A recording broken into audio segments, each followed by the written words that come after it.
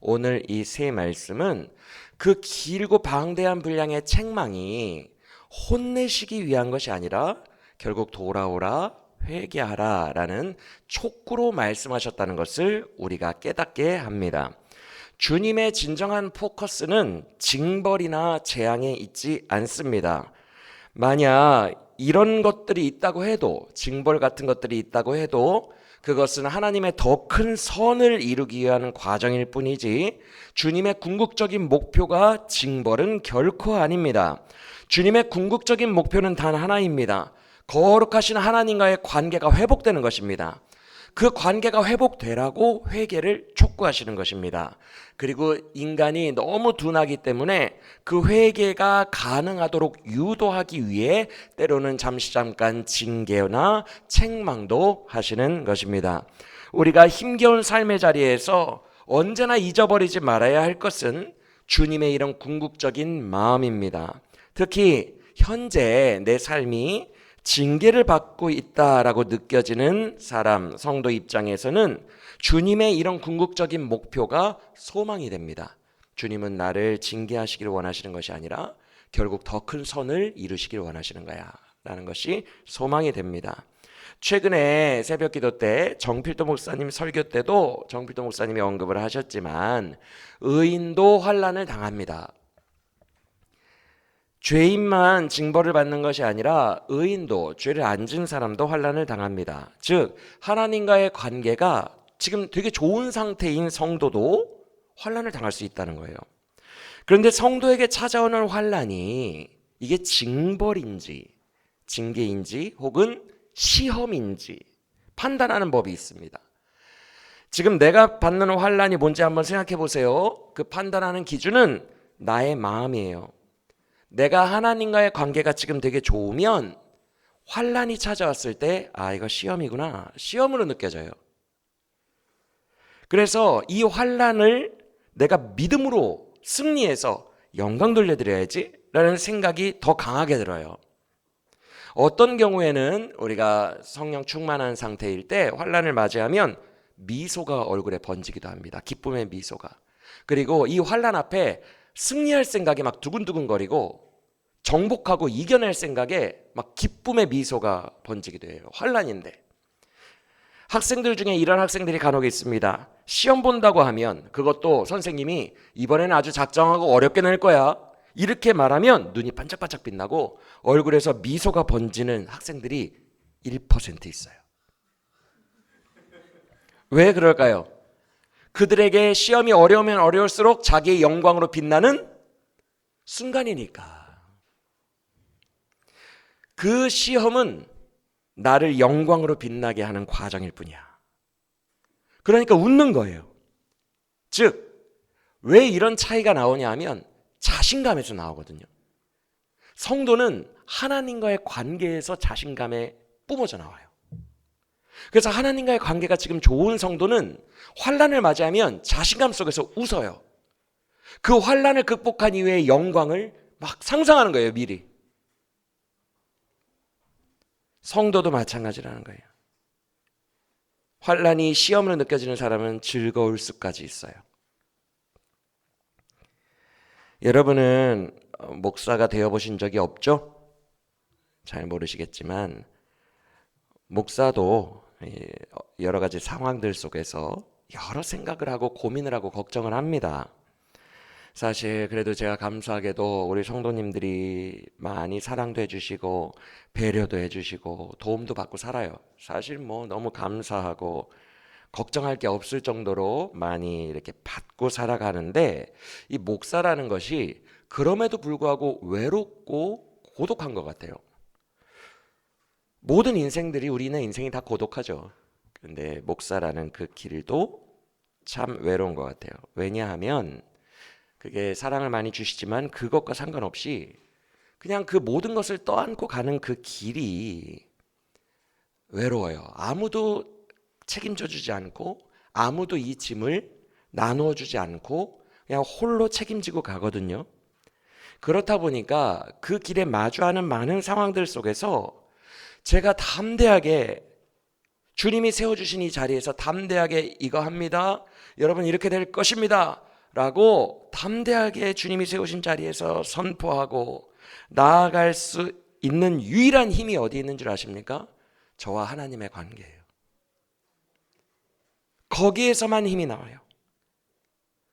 흔히 말하는 하나님 백이라고 하죠. 하나님과의 관계, 하나님이 나와 함께 하신다. 그게 없으면 아무것도 할 수가 없는 존재라는 것을 저는 목사라는 이 위치에서 보다 더 자주 깨닫고 살아가는 것 같아요. 아, 나는 정말 하나님과의 관계가 없으면 정말 비참하구나. 정말 아무것도 아니구나. 라는 것을 더 자주 깨닫게 됩니다. 즉 성도에게 있어서 하나님과의 관계 이외에는 여러분의 삶에 근원적인 자신감이 뿜어져 나올 근거가 없다는 거예요. 하나님과의 관계에서 나오는 자신감이 가득하기를 축복합니다.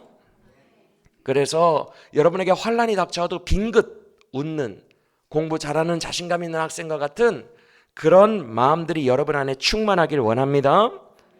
반면에 우리들이 다 영이 들쑥날쑥할 때가 있죠. 영성이.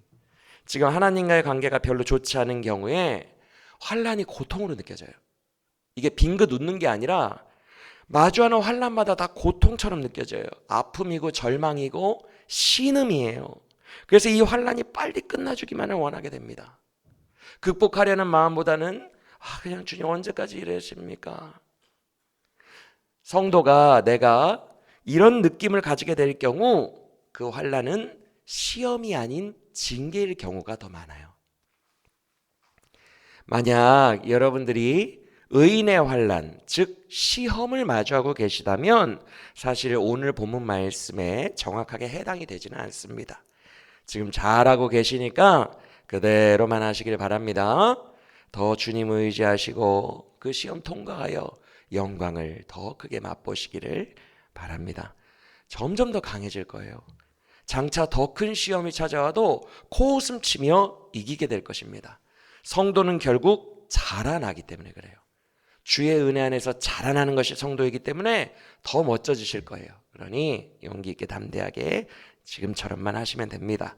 하지만 우리가 만약에 이 환난을 슬픔으로 받고 있다면, 징계로 받고 있다면 우리가 지금 당장 빠르게 해야 할 것은 하나입니다. 그건 바로 회개입니다. 주님은 우리와의 관계 회복을 위해 회개로 우리를 인도하시기 때문입니다. 오늘만큼은 회개를 우리가 어렵게 생각하지 않기를 원합니다. 회개는 주님 내가 잘못했어요 말하면서 동시에 주를 강하게 의지하는 것을 말해요. 회개는 단순하게 그냥 이거예요.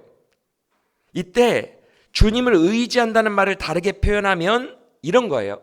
나는 주님과의 관계가 전부입니다. 이 마음이에요. 그게 회개예요. 나는 이 세상 그 무엇보다도 주님과의 관계가 전부입니다. 나는 주님과의 관계가 없으면 죽은 자와 같습니다. 이 마음을 가지는 것이 회개입니다. 그래서 더 쉽게 표현하면 주님과의 관계가 전부이기 때문에 이제 내 삶 속에서 매 순간 하나님을 의식하고 매 순간 하나님을 신경 쓰고 경외하면서 사는 거예요. 요셉에게 보디발의 아내가 유혹을 했을 때 요셉이 뭐라고 합니까? 내 주 하나님 앞에서 내가 어찌 이런 죄를 지을 수 있느냐. 아주 은밀한 장소에서 유혹했음에도 요셉은 내 주 하나님을 의식하고 있었어요. 경외하고 있었어요. 그것이 바로 회개하는 자의 심령입니다. 나는 하나님이 전부입니다.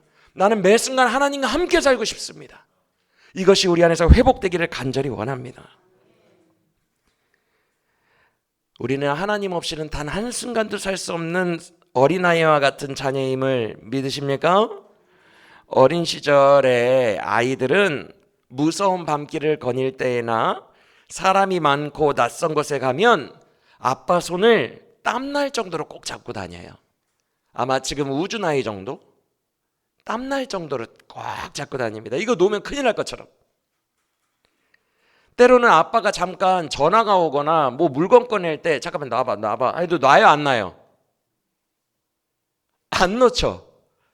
이거 놓으면 큰일 날 것 같아서 아빠 잠깐만 이것만 하고 그래서 풀어요. 그러면 되게 큰일이라도 날 것처럼 불안해하죠. 그러다가 아빠가 다시 손을 잡아주면 그 손 잡은 가운데에서 안정감을 느껴요. 그래서 그때부터 옆에 지나가는 참새도 보고 그때부터 옆에 피어있는 꽃도 보죠. 이 안정감 속에서. 우리도 그래야 합니다. 아버지 손 놓으면 당장이라도 나는 실패하고 망할 것처럼 우리가 불안해해야 돼요. 늘 아버지를 경외하고 그의 손을 꽉 잡고 있어야 됩니다. 가장 우선하는 것은 하나님과의 관계입니다. 관계가 먼저 된 후에 외부로 눈을 돌리는 거예요. 참새도 보고 꽃도 보고 내 맞닥뜨린 삶의 형편들을 그때 보는 거예요. 이게 먼저 돼야 돼요. 그런 의미에서 하나님이 우리에게 하시는 징계는 잠깐 아빠가 숨는 것과 같아요. 우리가 회심할 때 우리 하나님 손을 꽉 잡고 있어요. 이거 놓으면 큰일 날 것처럼. 근데 안정감이 드니까. 회심은 안정감이잖아요. 구원의 확신.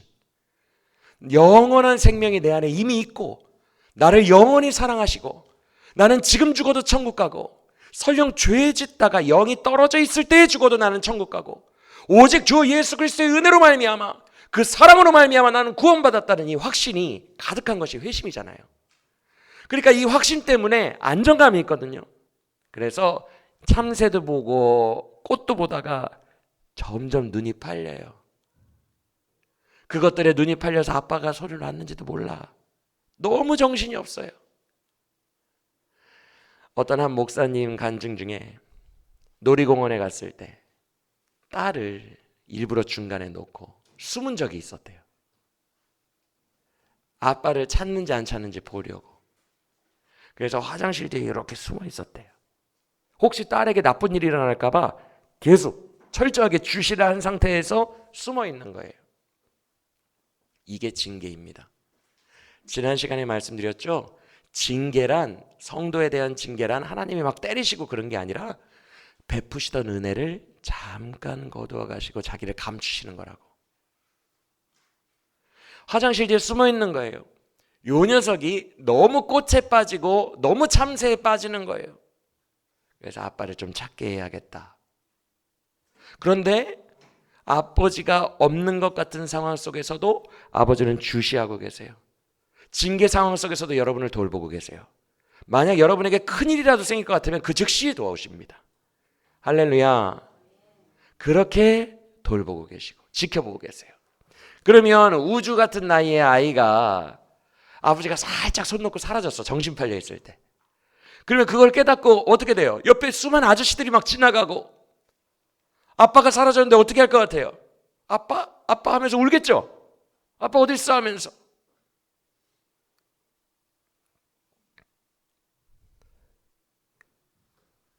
그러다가 울면서 찾고 있으면 아빠가 짠 하고 나타납니다. 맞아요? 그럼 아빠 어디 갔어? 하면서 손을 딱 잡으면 그때 다시 손에 땀이 나도록 쥐죠.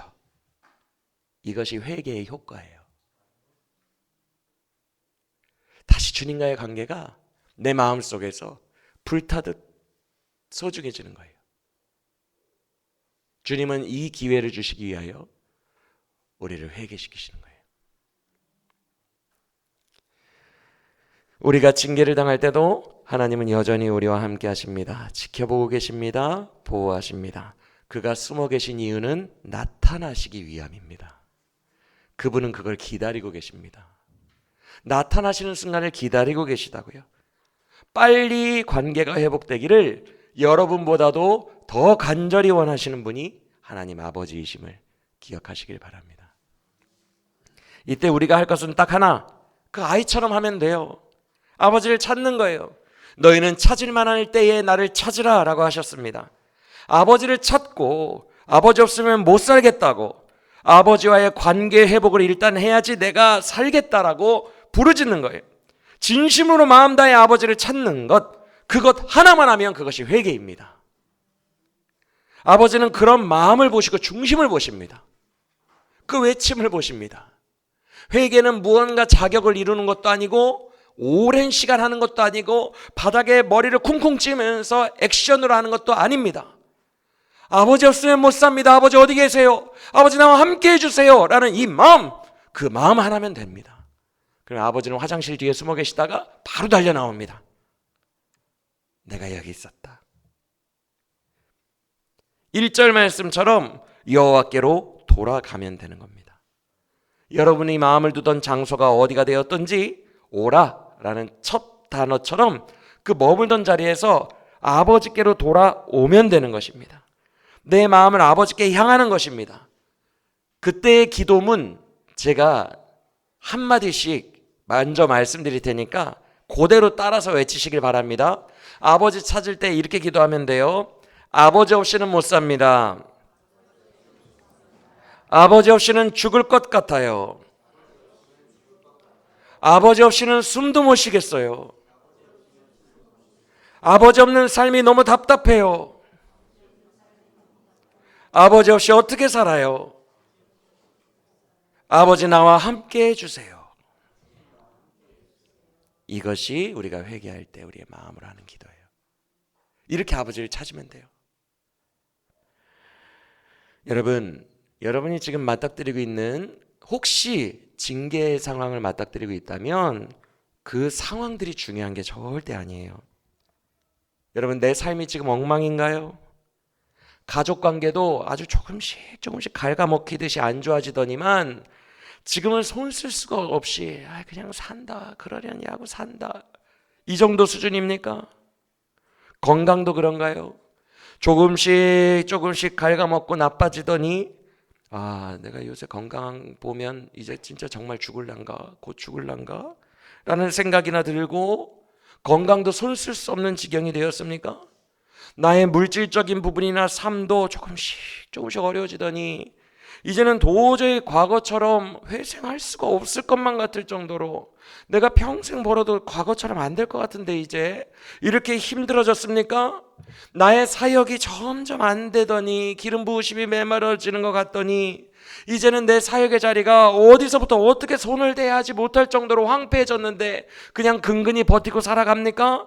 사랑하는 여러분, 우리의 삶이 그 정도 형편일지라도 이런 상황들에 울적해하지 마시길 바랍니다. 우리의 죽고 사는 모든 것은 하나님께 달려 있습니다. 정필도 목사님이 맨날 말씀하시잖아요. 우리의 생사화복을 주관하시는 분은 하나님이십니다. 염려하지 마십시오라고 매번 말하지 않습니까? 하나님이 우리의 생사화복을 주관하시기 때문에 내가 지금 너무 쇠하여지는 것만 같고 내가 너무 황폐해져 가는 것만 같고 내가 정말 이러다가 무너지는 거 아닌가라는 생각이 들 것 같아도 오늘 주님의 말씀을 들으시길 바랍니다. 주님은 이렇게 말씀합니다. 늦었다고 생각할 때가 가장 빠를 때니 너는 지금 찾을 만할 때에 나를 찾으라 라고 말씀하신다는 것을 믿으시길 바랍니다. 너에게 아직 영광의 시간이 많이 남아있단다. 내가 너를 일으키리라 라고 하시는 그 전능하신 하나님, 우리의 생사화복을 주관하시고 우리의 삶에 무너졌던 자리마다 다시 회복시키시고 다시 수축하시고 다시 보수하시는 그 하나님 아버지의 전능하심을 믿으시길 바랍니다.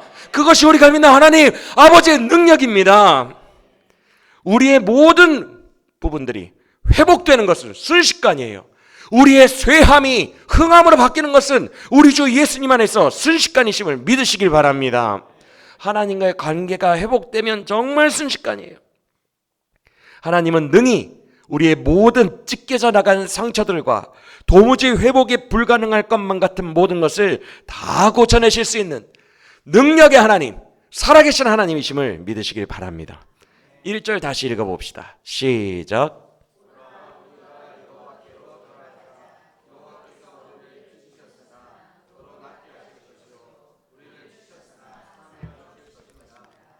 주님이 낫게 하시고 다 싸매어 주실 것입니다.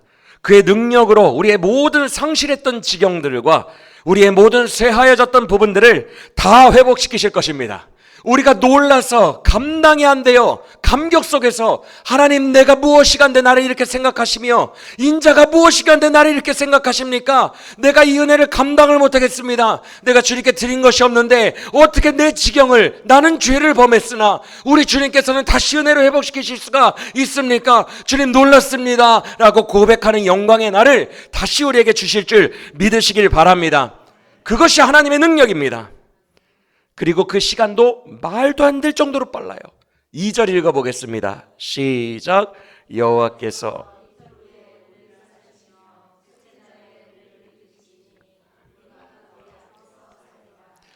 첫 번째 동사가 살리다이고 두 번째 동사가 부활을 의미하는 일으키다예요.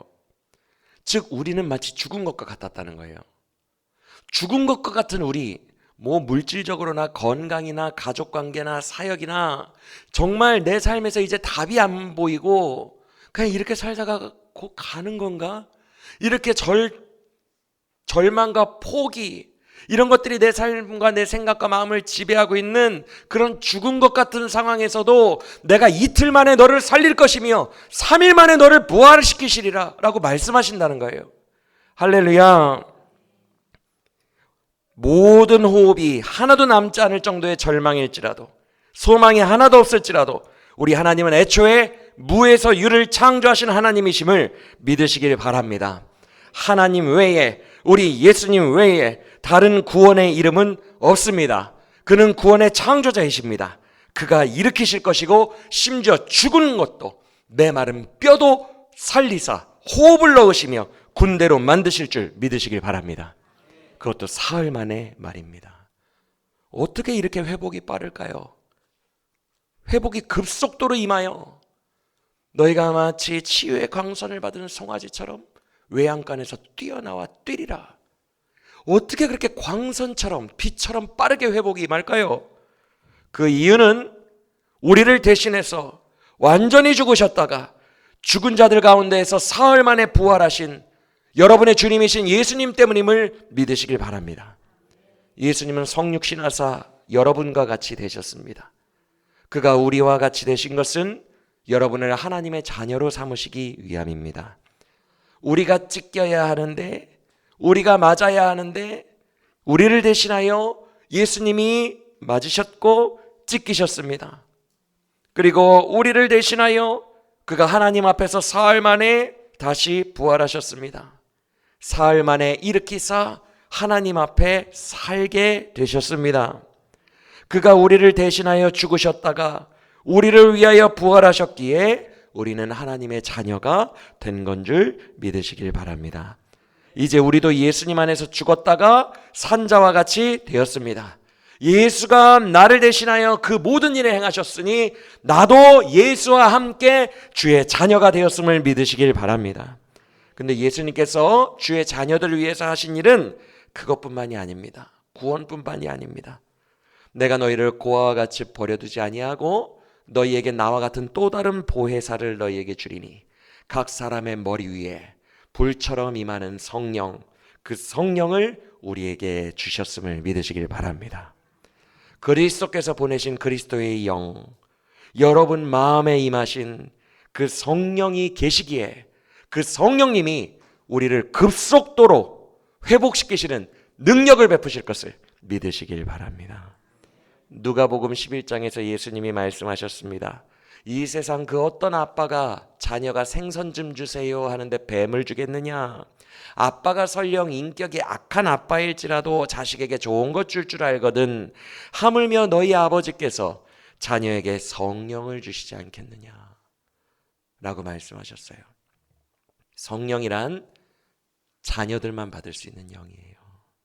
그 성령을 우리에게 충만하게 하셔서 그 성령이 직접 역사하사 우리로 하여금 놀라운 속도로 회복이 일어나게 하신다는 것을 믿으시길 바랍니다.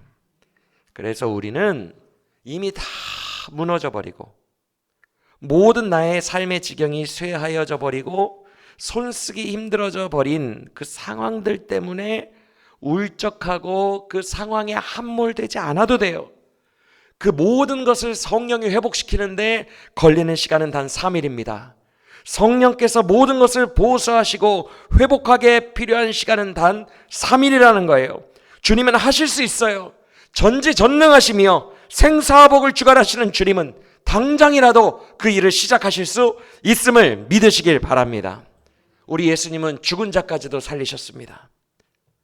죽은 나사로가 죽었을 때 그 자매들은 죽으면 끝이라고 생각했습니다. 주님 조금만 더 일찍 오시지 하고 원망했습니다. 그러나 우리 주님은 아무 말도 없으시고 너희가 나를 믿느냐? 내가 부활이요 생명이니 나를 믿느냐? 나를 믿는 자는 죽어도 살리라 라고 말씀하셨습니다. 그리고 나사로야 나오라라고 그 즉시 명령하십니다. 죽음이 끝일 줄 알았지만 우리 주님이 명령하시면 죽음조차도 끝난 게 아님을 믿으시길 바랍니다. 늦었다 생각될 때가 가장 빠를 때입니다. 주를 찾을 만할 때 찾는 우리 모두가 되길 원합니다. 아빠를 잃어버린 아이의 심정으로 주를 간절히 찾는 것, 그게 우리가 할 수 있는 전부예요. 하늘 문이 열리고 은혜와 성령의 비가 나의 삶을 가득 채우기를 소망하며 아버지와의 관계를 회복하기 소원해야 합니다. 그 외에는 할 것이 없습니다. 왜냐하면 우리에게 은혜가 이미 가득하기 때문입니다. 앞서 말씀들을 통해 이미 확인하셨겠지만 오늘 본문 속에는 예수님의 복음이 담겨 있습니다. 우리를 대신하여 맞으시고 찢기시고 심판을 받아내시고 사흘 만에 부활하신 우리 예수님의 복음이 예언되어 있습니다. 우리가 지금 여러분이 받는 징계는 말 그대로 자녀에 대한 징계입니다. 주님은 여러분을 향한 사랑과 은혜를 단 한순간도 거두신 적이 없습니다. 그러나 우리 예수님은 징계를 받으신 게 아니라 심판을 받으셨습니다. 그는 자녀이심에도 독생자이심에도 자녀가 아닌 자처럼 심판을 받으셨습니다. 그래서 자녀가 아닌 우리를 자녀가 되게 하셨습니다. 우리가 받아야 할 심판을 그가 대신 받으신 겁니다. 그래서 여러분에게는 더 이상 심판이 없습니다. 여러분에게는 영원한 사랑이 있습니다. 여러분은 예수 그리스도 안에서 이미 하나님과 관계가 회복되었습니다. 아버지와 여러분의 사이를 막을 것은 단 하나도 없습니다. 이 세상 그 무엇도 아버지의 여러분을 향한 사랑을 끊을 수 없음을, 그리스도 예수 안에서 끊을 수 없음을 믿으시길 바랍니다. 이렇듯 예수님께서 이미 여러분을 속죄하셨어요. 그래서 그 은혜가 여러분에게 이미 강같이 흐르고 있습니다. 그래서 여러분이 할 게 하나도 없다는 거예요. 여러분은 이미 아버지와 관계가 화해되었어요.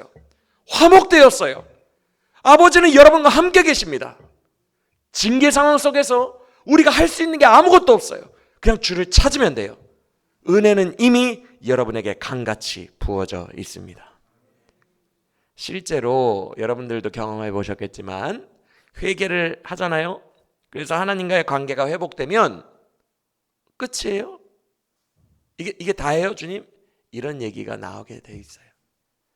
저는 회개할 때마다 단 한 번도 너 이제부터 108배를 해라, 아주 이마를 찌으면서 피나도록 애통하며 바닥을 찌으며 고행해라, 너 그래야 된다, 네가 지은 죄를 생각하면서 그렇게 해야 된다, 이렇게 말씀하신 적이 단 한 번도 없어요. 이미 그 모든 바닥에 머리를 찢는 고통은 여러분을 위해서 예수님이 다 받으셨어요. 할렐루야. 단 한 번도 그러신 적이 없어요. 내가 너를 용서하노라. 벌써 끝났어요? 내가 얼마나 파렴치한 죄를 하나님 앞에 지었는지 하나님이 아시잖아요. 내가 날마다 주를 배신했던 거 하나님이 아시잖아요. 하나님, 이렇게 죄 많은 나에게 벌써 이렇게 끝내셨어요? 이런 말이 나올 수밖에 없어요. 그것이 예수 그리스도의 은혜예요. 너는 그리스도 예수 안에서 이미 모든 죄 문제가 해결이 되었단다. 할렐루야. 우리의 죄가 주홍빛처럼 많을지라도 우리 주님이 양털처럼 흰 눈처럼 우리를 이미 하얗게 하신 줄 믿으시길 바랍니다. 주님은 그러시려고 예수님을 보낸 거예요. 여러분이 회개하면 주님이 아마 이러실 겁니다. 나는 기억도 안 하는데. 여러분, 부모들은요, 원래 자녀가 어린 시절 추악한 죄를 지었어도 그거 기억 안 합니다. 다 잊어버려요. 고의로 다 잊어버려요. 그 녀석이 추악한 죄를 지었던 그 민망함, 나중에 기억 안 합니다. 좋았던 기억들만 남겨요. 네가 그때 100점 맞고 와가지고 신이 나가지고 엄마한테 달려왔던 거 기억해? 에휴, 이 녀석.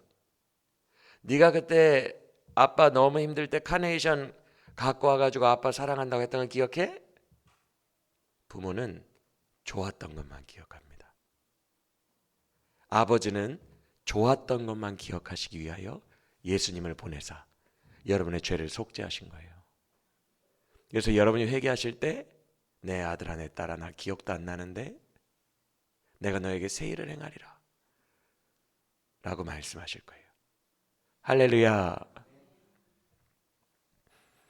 여러분이 긍정적이었고 대견했던 장면들만 하나님은 지금 기억하고 계실 거예요. 내가 그때 너를 통해서 영광 받았고 너무 기뻤었어. 나 아직도 그걸 기억한단다. 그 이유는 여러분을 말할 수 없는 사랑으로 사랑하시기 때문임을 믿으시길 바랍니다. 여러분의 죄는 예수님이 심판받아서 십자가에서 죽으실 때 그 십자가에서 다 제하여지고 지워지고 태워졌습니다. 한 글자도 남지 않았습니다. 그래서 믿어지지 않을 정도의 속도로 죄사함과 회복이 일어나는 거예요.